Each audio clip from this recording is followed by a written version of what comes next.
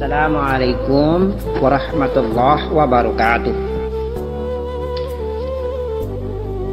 Qalbi mu'min itu baitullah. Hadis qudsi. Hadis yang difirmankan Allah Subhanahu wa taala. Firman Allah yang dihadiskan. Sekali lagi, qalbi mu'min itu baitullah. Qalbi orang beriman itu adalah rumah Allah. Tidak dapat memuat zatku, bumi dan langitku. Tidak dapat memuat zatku, bumi dan langitku, kecuali hati hambaku yang mukmin, lunak dan tenang. Hadis riwayat Abu Daud.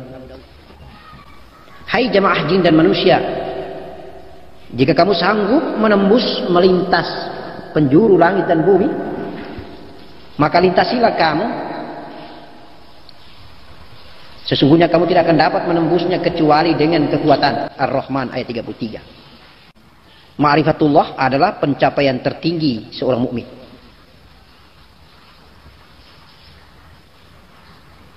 Hati. Banyak sekali hamba Allah yang bernama manusia ini memandang bahwa hati itu bukan tempatnya Allah. Hati itu tidak ditempati Allah.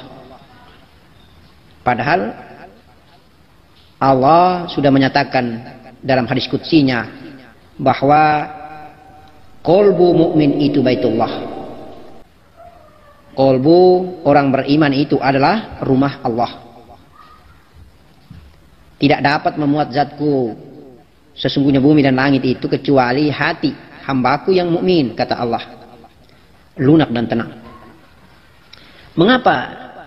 Bahkan ada yang mengaku dirinya sebagai guru pun masih ragu menyatakan bahwa Allah itu ada di hati. Bahkan mungkin pandangannya bahwa ketika kita menyampaikan Allah itu ada di hati, kita syirik. Tidak. Hati ini kalau kita katakan kalau Allah berada di hati itu kita syirik, kecuali kita mengadakan hati itu sebagai sosok material, singgasana, sebagai singgasana material yang ada, yang dimiliki makhluk. Allah yang menyatakan diri bahwa singgasananya itu adalah hati. Allah yang menyatakan diri bahwa tempatnya itu ada di aras. Allah juga mengatakan ketika engkau di mana menghadap, disitulah wajahnya Allah berada.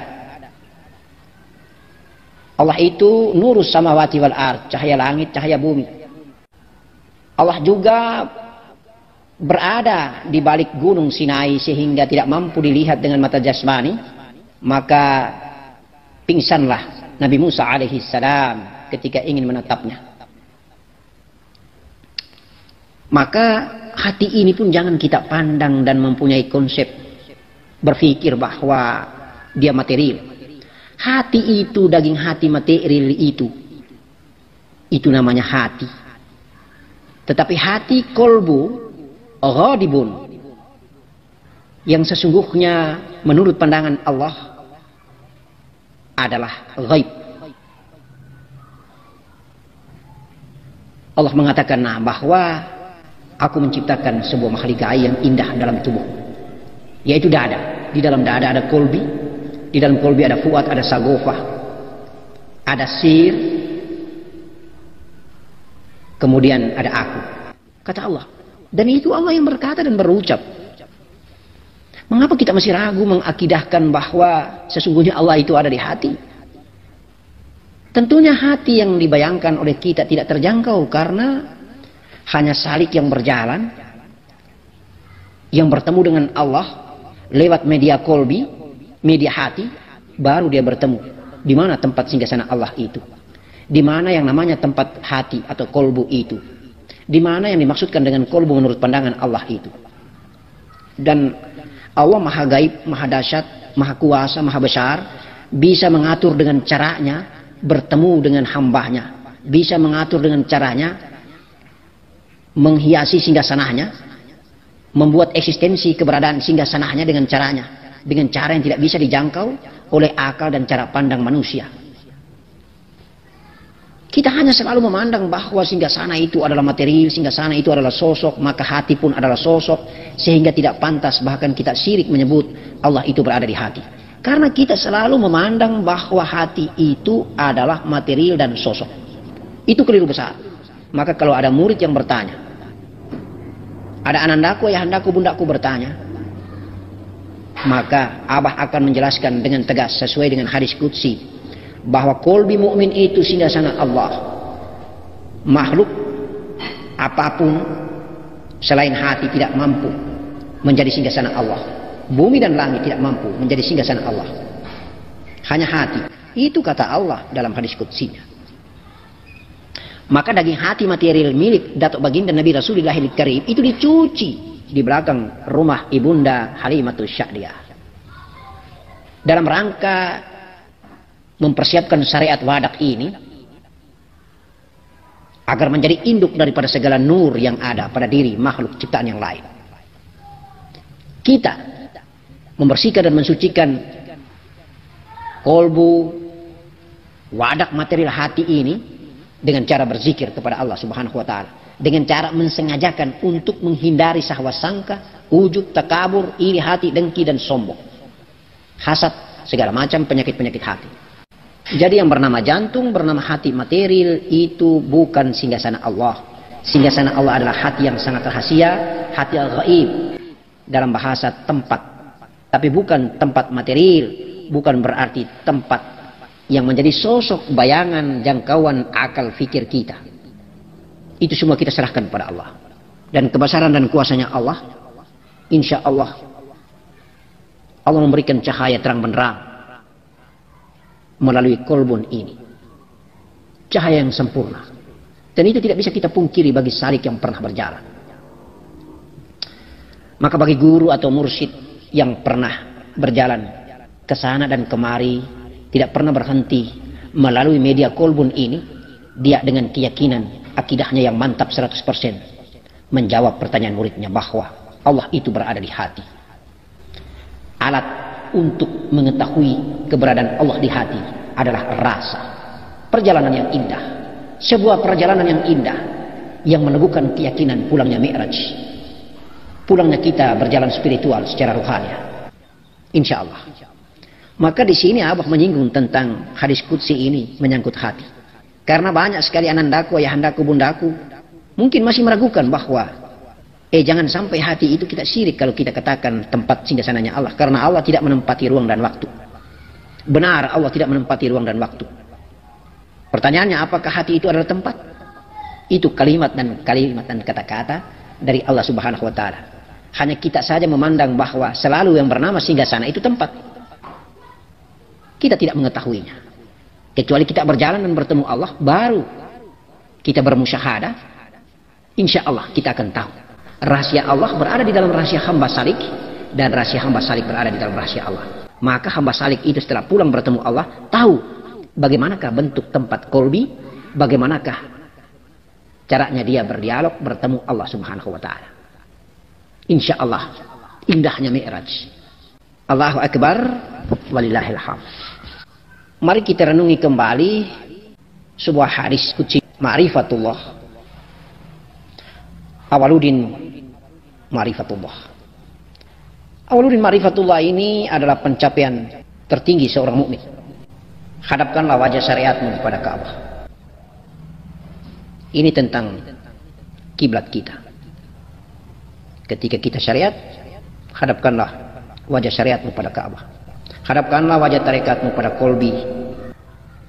Karena di kolbi akan terpancar cahaya Allah yang terus menerus dan akan engkau temukan Sang Maha Sempurna. Barang siapa mengenal diri maka jelas mengenal letak kolbu. Maka jelas pula mengenal Tuhannya secara perlahan. Hadapkanlah wajah hakikatmu pada mursyidmu. Sebab salik yang benar adalah wajib memiliki pembimbing ruhani.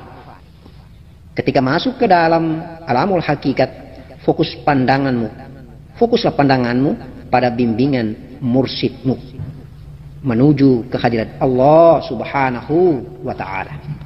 Syekhuna Junaid Al-Baghdadi dalam nasab tarekoh kita berkata, ma'rifat kepada guru mursyid adalah mukaddimah ma'rifat kepada Allah. Ma'rifat kepada guru mursyid adalah mukaddimah ma'rifat kepada Allah. mengenal guru mursyid adalah awal atau pembuka dalam mengenal Allah Subhanahu wa taala. Awaluddin ma'rifatullah.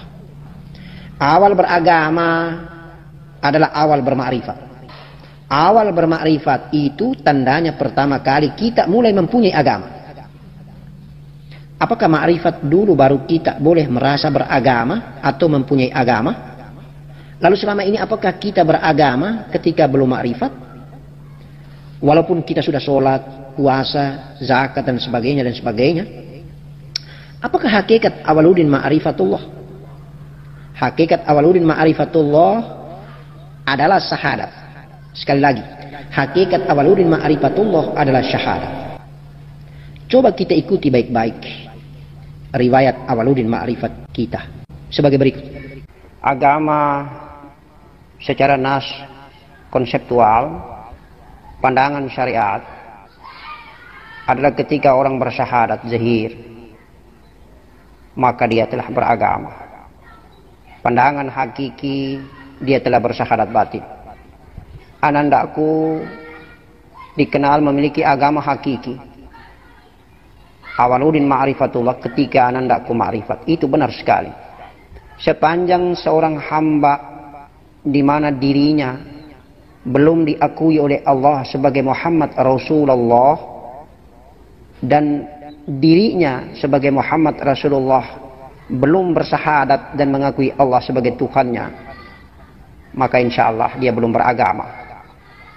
Oleh karena itu maka secara hakiki tasawuf memandang bahwa seseorang hamba itu dikatakan telah beragama apabila dia telah diakui oleh Allah sebagai syahadat Rasul dan telah diakui dirinya terhadap Allah sebagai syahadat Allah.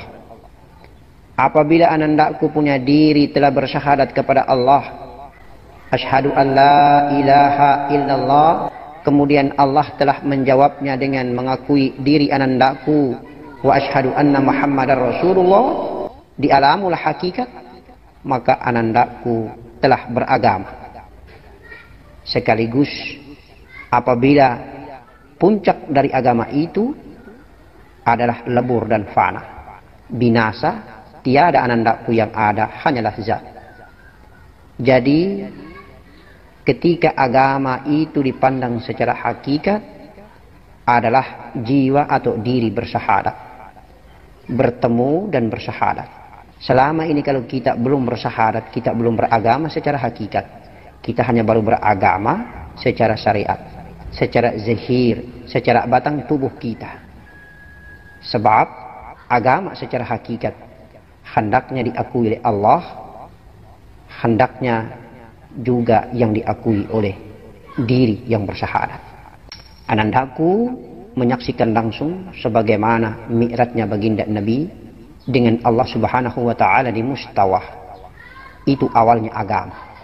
Pulang dari makrifat itu baru tata cara beragama itu diberikan dengan 5 kali sehari semalam perintah sholat 5 waktu. Maka insya Allah kita jangan memandang secara syariat. Kalau kita memandang secara syariat kita telah beragama, padahal tidak. Secara hakikat selama ini kita berzikir, kita bertafakur, mencari jati diri kita, mengenal diri kita untuk supaya mengenal Allah, adalah sebuah proses tahapan untuk memiliki agama, untuk beragama, mempunyai agama. Kapan kita mempunyai agama? Ketika hakikat kita bertemu hakikat, ketika jiwa kita bertemu pemilik jiwa, kemudian kita diakui oleh Allah bersyahadat Allah, dan kita bersyahadat Rasul. Kita diakui Allah sebagai Rasulullah dan kita mengakui Allah sebagai Tuhan kita. Allahumma salli ala Sayyidina Muhammad wa ala ali Sayyidina Muhammad. Itulah yang dimaksud dengan makna i'tibar daripada redaksi Awaluddin Ma'rifatullah. Benar sekali pandangan-pandangan daripada para ulama itu. Benar sekali. 2 kacamata itu yang harus kita pandang. Itulah Abah menyampaikan tausiah Abah bahwa dengan berbaiat kepada mursyid, maka itu termasuk Awaluddin Ma'rifatullah. Karena dengan berbaiat, anandaku telah mengaturkan syahadat Rasul dan Abah mengaturkan syahadat Allah. Jika kita memandang bahwa pintu mursyid adalah pintu robitah mursyid, di balik pintu robitah mursyid adalah Allah Subhanahu wa Ta'ala, maka itulah kita awal beragama. Insya Allah yang benar awal din ma'rifatullah, beragama sejak batang tubuh kita beragama sampai dengan jiwa kita beragama. Itulah caranya kita berbaiat dengan mursyid. Kemudian kita diberi amalan, lalu kita mengamalkan sampai dengan jiwa kita pun beragama, bersyahadat dengan Allah yang Maha Gaib, Allahu Zat. Maka insya Allah, Allahu Akbar walillahil hamd, itulah cara dan proses tahapan kita mengenal diri kita, mengagamakan batang tubuh kita, mengagamakan jiwa kita. Insya Allah. Mudah-mudahan pemahaman ini bisa dapat dipahami banyak orang, maka orang akan berlomba-lomba untuk mencari dan mengenal dirinya sehingga dia mengenal Allah. Berlomba-lomba orang menyadari bahwa dia belum beragama. Insya Allah seperti itu. Dia hanya baru memperoleh ilmu pengetahuan agama, tapi dia belum memiliki agama karena belum diakui keagamaannya. Insya Allah. Jadi kalau kita mengikuti riwayat agama ini, ada 3 kali kita beragama. Pertama, kita beragama atau makrifat di alam jiwa, alam ruh, di mana ketika jiwa kita diciptakan. Awalnya ketika jiwa kita diciptakan di alam jiwa atau alam ruh, melalui Nur Muhammad terjadi adanya syahadat di situ. Yang Abah sudah tausiahkan pertama. Alastu bi rabbikum? Qalu bala syahidna. Apakah aku ini Tuhanmu? Lalu para jiwa-jiwa kita ini bersaksi, Engkau adalah Tuhan kami. Itu pertamanya kita ma'rifat di alam ruh. Pertamanya kita beragama. Kemudian Allah pindahkan kita lagi di alam rahim ibu kita. Pada umur 4 bulan 120 hari, ketika kita sudah dilengkapi dengan batang tubuh, maka terjadi lagi syahadat atau agama itu. Terjadi lagi ma'rifat itu. Alastu bi rabbikum? Qalu bala syahidna. Terjadi lagi. Lalu setelah kita keluar dari alam rahim, insya Allah dengan cara kita belajar mengenal diri ini, kita mau menyaksikan lagi terjadi peristiwa ma'rifat atau agama itu. Maka belajarlah kita dengan belajar mengenal diri ini, sampai dengan jiwa kita saksikan melalui pandangan hakikat di alamul hakikat. Kita kembali merekam ulang lagi peristiwa kemarin, kita beragama di alam jiwa dan kita beragama di alam rahim. Insya Allah. Mudah-mudahan kita tetap makrifat, kita tetap beragama sampai dengan kita meninggalkan dunia menuju ke alam kekal abadi. Alamul hakikat, negeri akhirat, negeri agama, negeri makrifat. Abah mau menegaskan bahwa kalau kita ikuti tausiah Abah dari awal, indahnya kita belajar mengenal diri ini. Abah telah membagikan ilmu, memberikan amalan tentang ibadah batin. Apa manfaatnya ibadah batin itu, anakku? Itu kita mengagamakan anak kita sejak kita melepaskan setetes mani ke dalam rahim istri kita. Setelah kita beribadah batin dengan istri kita, kita telah mengagamakan anak kita melalui bibit yang kita tanamkan ke istri kita. Maka naifnya ketika orang beribadah tapi dia lupa mengagamakan anaknya, menanamkan kalimat tauhid ke dalam mani, ke dalam rahim istrinya, anaknya terlambat beragama.